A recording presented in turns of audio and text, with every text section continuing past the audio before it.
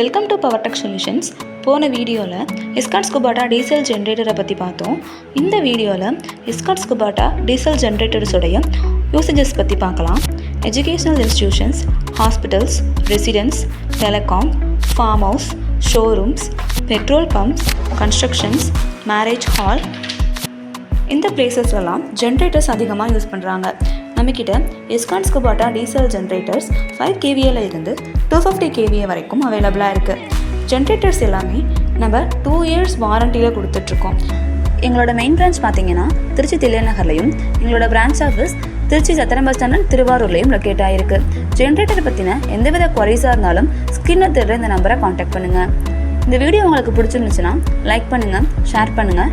எங்கள் power tech solution சேனலை subscribe பண்ணுங்கள். தேங்க்யூ.